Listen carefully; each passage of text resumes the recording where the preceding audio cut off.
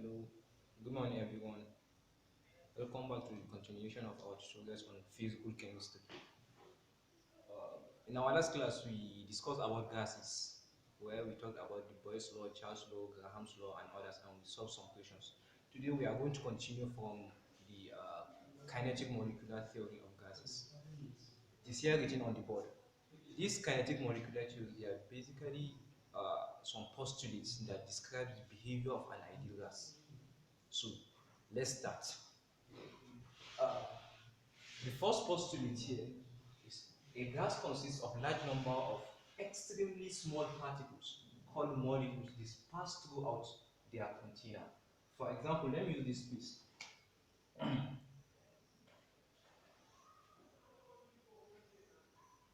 This is a container, for example. So, if it is occupied by a gas, the kinetic molecular theory is telling us that what? A gas consists of large number of extremely small particles. For example, these are the particles. And these particles are called what? Molecules. These molecules are dispersed throughout their container. That is the first postulate. These gas molecules are in a state of constant random motion with high speed. Uh, these molecules, they are not static, they are not just there. They are moving from one place to another within the confinement of their container. So, and they are undergoing that motion with high speed. That is the second postulate of the kinetic molecular theory. As they are colliding with one another and with the walls of their as they are moving, they do collide with one another and volume of their container during that motion. The third one is the collision between gas molecules are perfectly elastic. That is, they do not lose energy in the process. In the process of their collision, as they are colliding with one another or with the walls of their container, that collision tends to be elastic, meaning they do not stick together, they do not exchange or give. Let's say, for example, this is a molecule, this is a molecule of a gas. So as they collide, they bounce back. They do not stick together to exchange energy. That means their total momentum is conserved. They do not lose energy in the process. The fourth one is the force of attraction or repulsion between gas molecules are very small. They do not have a force that tends to attract them together or repel them. The pressure of a gas is as a result of the continuous bombardment of its molecules on the walls of the container. As we all know, gases exert pressure, and that pressure exerted by any particular gases uh, is as a result of what? The bombardment of those gas molecules with the walls of their container. For example, this molecule, as it strikes this face, it exerts a force. That force it exerts on this wall is known as the pressure of that gas. The average kinetic energy of a gas molecule is directly proportional to absolute temperature. This means that at a particular temperature, the kinetic energy of a particular gas is the same. That is what it. From this fourth postulate, we are going to derive some mathematical equations.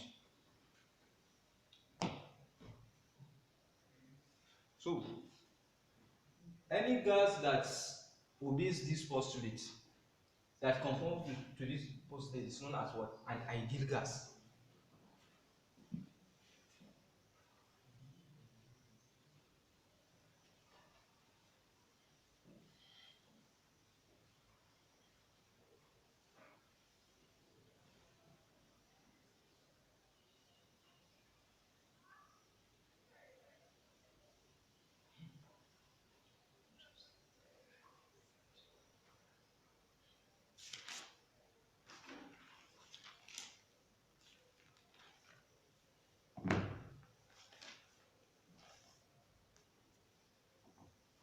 For example, we are having a cubic box.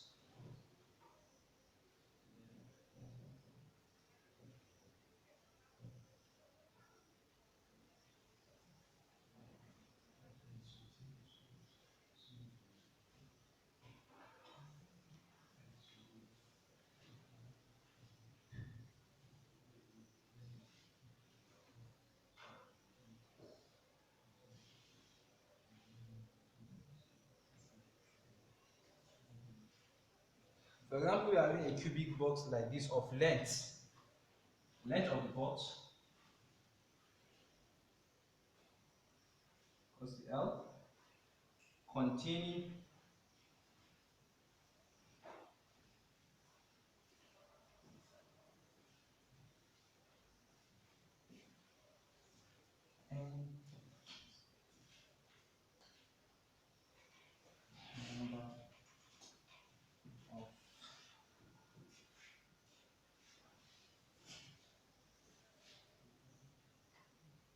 n number of gas molecules. We're having a box of length L containing n number of gas molecules, and these gas molecules are moving with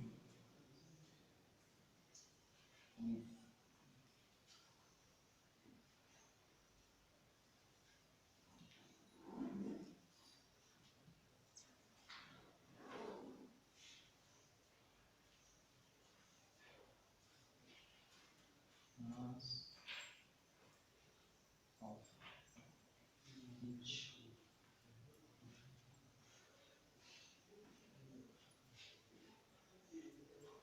Yes, for example, we're having a box, and this box is containing gases. These are the gases, for example.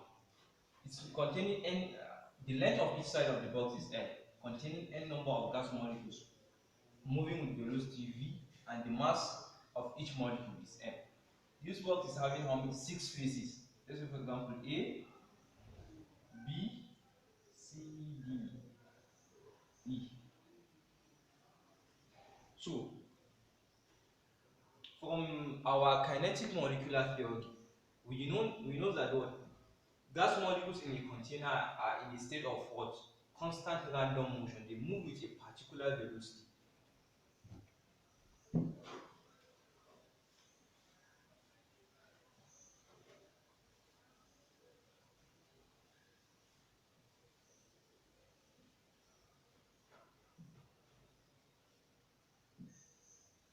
And of course, from our physics, we know that we are having 3 coordinates with which anything can move. Which are the what? We have what? X, Y, and Z coordinate. So let's take as a case study. Let's take a particular gas moving along the X axis, X direction. Or before that, a single molecule moving. The total velocity covered by a single molecule is V is equals to what? Vx plus Vy plus Vz. That is the total velocity covered by what? A single molecule. Because we are told that from the kinetic molecular theory that these gas molecules are moving with what? With a constant, in a state of constant random motion. So one molecule will go this way, that is in the x direction, strike the wall of the container, bounce back, and move to the other side, strike the wall of the container. From there, that is how it continues. So, as you can see, a single molecule covers all the whole coordinates. It moves in all directions, all throughout the container. So, the square of this velocity is going to give us v squared is equals to vx squared plus vy squared plus vz squared. Let's keep this one there, or let's name it equation 1.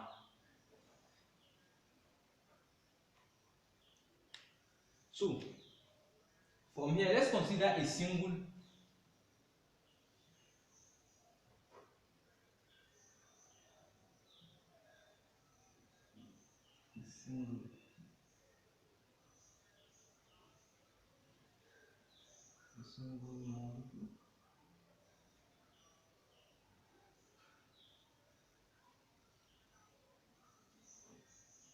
molecule of mass m and velocity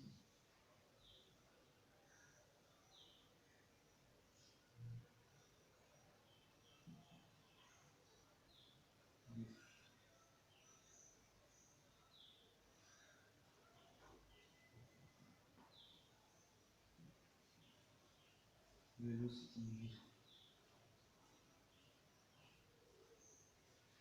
Let's consider a single molecule of mass m and moving with a velocity v along x direction.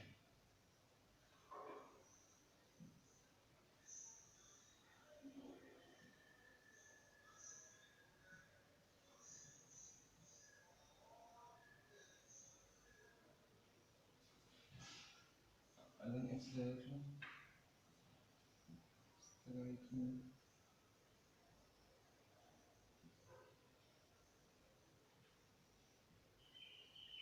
this.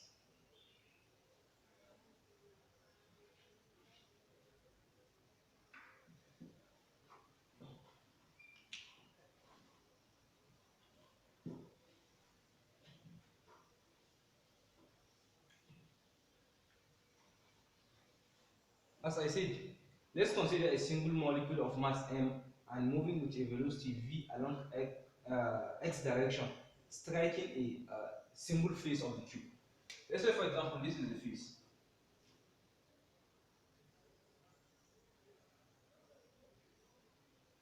Let's say this is face A.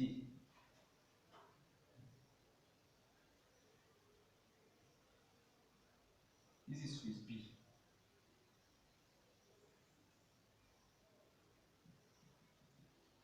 This is our molecule. This is face A, this is face B, and this is our molecule. So, for example, this molecule moving with a velocity vx along x direction, striking this face. So, the momentum with which it strikes this face will be what? Let's represent momentum as capital M. Let's represent momentum as capital M. So, will be equal to the momentum with which it strikes this face along this direction will be what? M v x. That is what? The momentum it strikes before collision.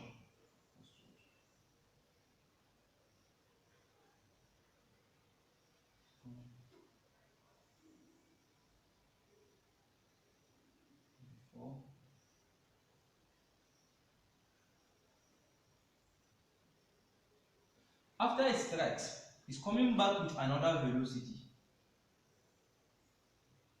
minus vx. Since it is in the opposite direction, that's why this minus comes into the picture. So, momentum after collision, let me denote it as minus mv. That's what? Minus mvx equals our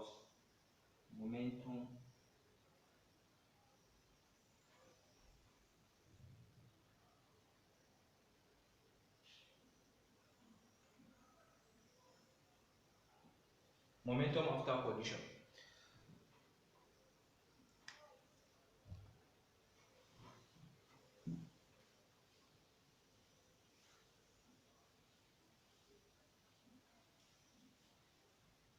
So here, our total change in momentum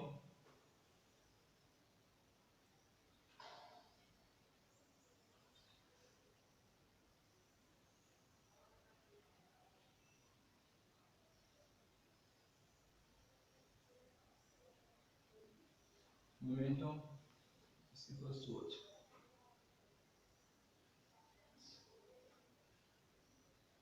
Minus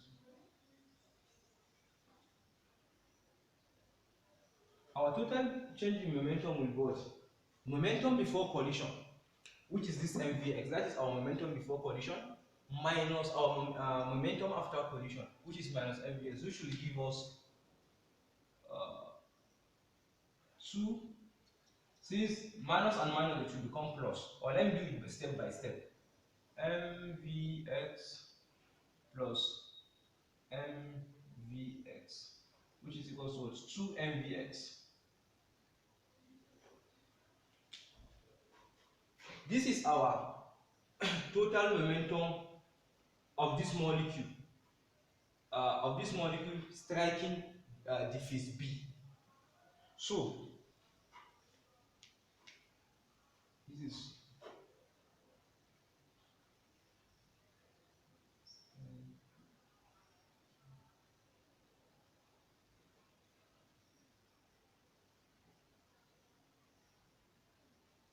phase B. So, and the total distance covered for a complete collision will be up equals what? 2L. For this molecule to strike here, come back here, strike here, and how am I going to put it? You know, all here we are talking about the x direction. So, this is for the momentum in x direction along striking a single phase A. And you know, in our x direction we're having phase A and phase B, they are all along x axis. So the total distance that will be covered by a molecule in a complete collision between two opposite phases because what? 2L. Because as it strikes here, we know from here to here, the distance, as we say, the length of the tube is L. So from here, as it's going here, is what? Half L. As it is coming back, is another half L. So after it comes back, it won't just stop here. It's going to come and strike this phase A. As it is striking this A phase, is another what? Half L. And it's also going to come back. It's another what? Half L. If you sum it all together, the total distance covered by a single molecule along a particular axis or a particular direction, it should equals to 2L. 2 times the length of the distance, the length of your cube. And we know the total velocity along x-axis is equals to what? Distance over what? Time. That is the formula of our velocity. But we know our distance to be 2L, which is the same thing as what? 2L over T. Is that? So, don't forget that this is the momentum of a molecule striking a single phase along a single axis. So, the total momentum of this molecule along x-axis will be equals to what? The same thing that happens here will also happen along this axis. Here is what? It will start here with what? Vx, here with minus Vx, and it's the total momentum will be equals to 2mvx. So, total momentum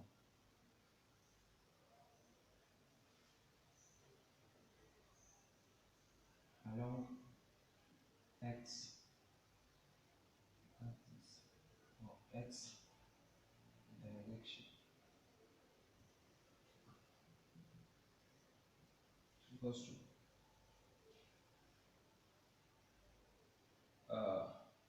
2mvx plus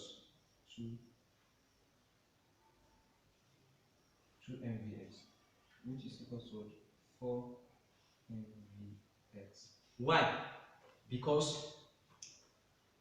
we've established this formula by just considering this molecule striking phase B. But don't forget, along x-axis, this phase is also along x-axis. So, as it strikes here with Vx coming back with minus mvx, that is how we got that 2mvx from the change in momentum in this striking phase B. What of the total change in momentum striking phase A and B? As it comes here also, it will strike here with Vx, here too minus Vx. If you sum it, it's going to give you 2mvx. And if you take the total momentum along x-axis, it's going to give you what? 4mvx. From here, the next place we can list to is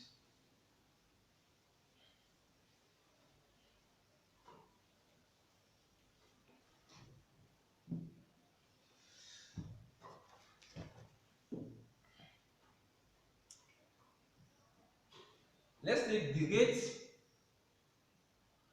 of change in momentum. Don't forget we said we are representing this capital M as our momentum along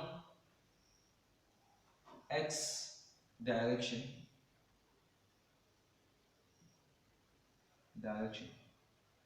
Will be equals to. Don't forget that whenever you hear about rates, they are talking about time.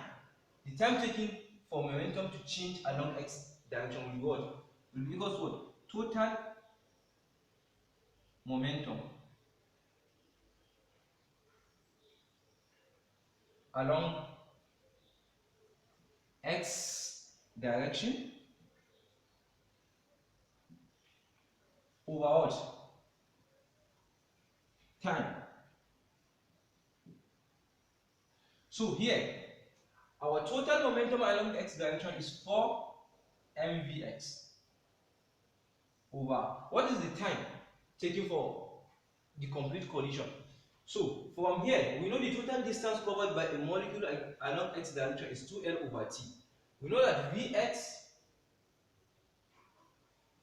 let me prove it here, Vx is equals to what? 2L over T. Therefore, our time will be equals to what? 2L over what? Vx. That is it. 2L over Vx. Are we?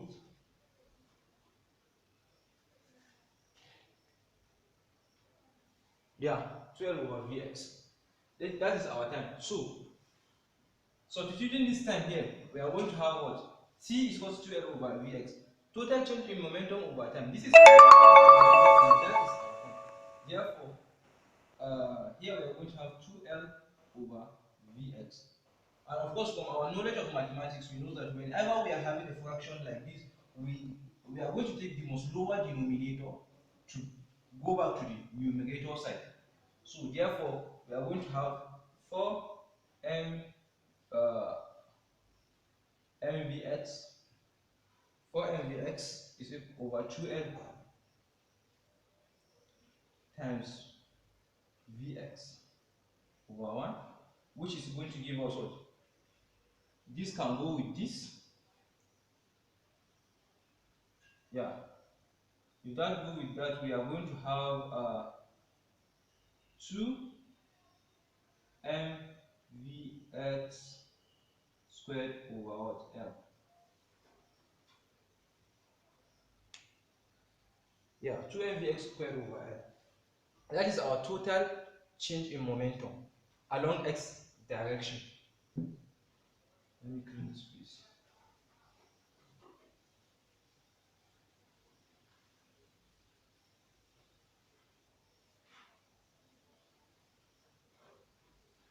And of course, let's not forget that from our knowledge of physics, we know that the rate of change of momentum is directly proportional to what? Applied force. That is what Newton's second law of motion is telling us. Therefore, this is our what? Rate of change of momentum along x direction, which is equivalent to what? Force. Because we know the rate of change of momentum is directly proportional to the applied force. Therefore, F is equals to 2 mvx over L. So this is what? The rate of change of momentum along a single axis. But let's not forget that we are having three coordinates. We are having the x, y, and z. So if this is for x, for y direction, if similar process is undergone, we are going to have f, let me use this, fx, fy should equal to what? 2m, sorry, here we are having squared, 2mvx squared over what? L, while here for z direction, we are going to have Fz is equals to what? 2 mvz squared over L.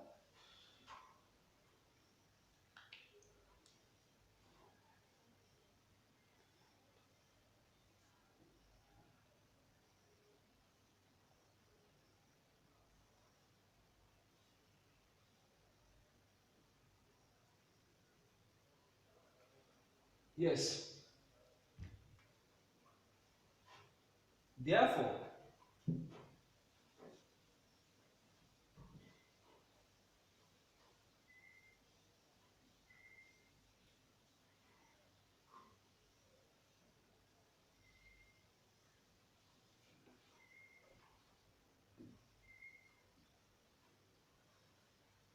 let's not forget that we are all dealing with what? A single molecule on a single phase. This is the force of a single molecule on a single phase along x direction. Single molecule striking a single phase along z direction. For so here should be y, along y. Single molecule striking a single phase along y direction. Single molecule striking a single phase along z direction. So the total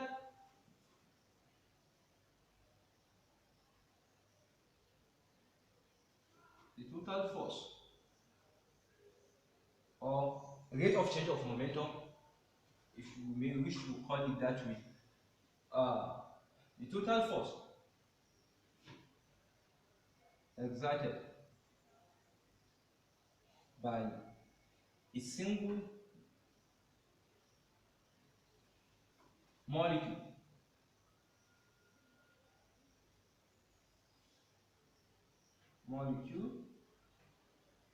uh, striking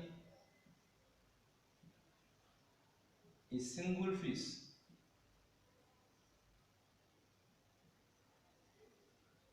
along all the three directions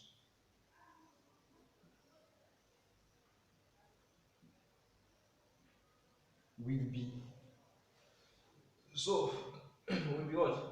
That is the summation of all those fields will be force Fx plus what? Ft. Fy plus Fz, which is equals to what? 2mvx squared over L plus 2mvx squared, sorry, y over L plus 2mvz squared over L. So from here we can see that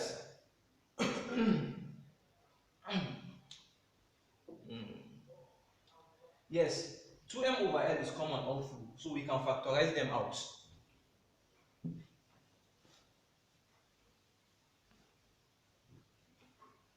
From here, 2m over L, 2m over L, 2m over L. 2m over L is a common factor. So Ft should be equals to 2m over L bracket Vx squared plus Vy squared plus Vz squared. But let's not forget, earlier on when we begin, we established something like this. If you could rewind the video, we are going to see something like this that I named it equation 1. So from our equation 1, if you check it, Vx squared plus Vy squared plus Vz squared, they are all equal to what?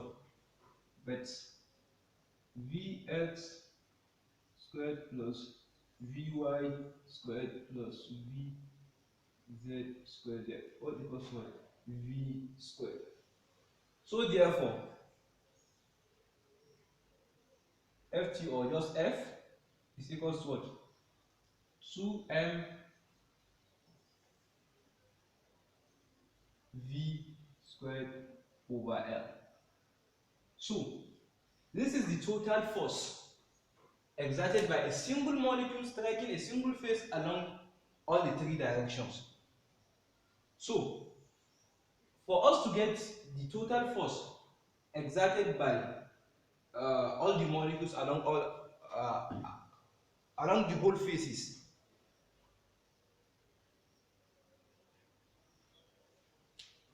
so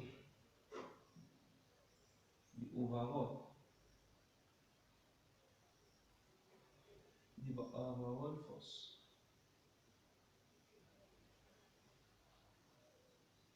exerted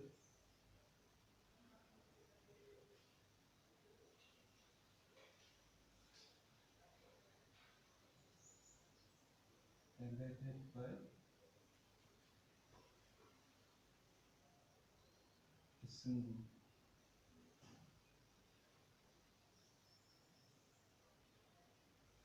molecule on all the six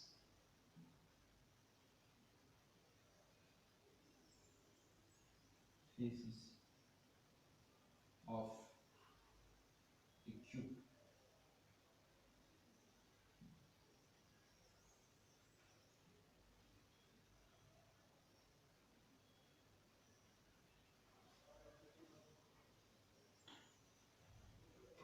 F equals to what? 2m. Let's not forget what determines the phases they strike at what? The velocity. Yes, the direction of the velocity. The direction of their velocity. Yeah. So let's not forget that this v equals to vx squared plus vy squared plus vz squared. 2m equals what? Vx squared plus vy squared plus vz squared all over what? N, the number of phases. So this is that, and for n number of molecules, for n number of molecules, our F equals what? 2n, where n is our number of molecules. This is for a single molecule. M Vx plus Vy plus Vz all squared. So here I should add over L.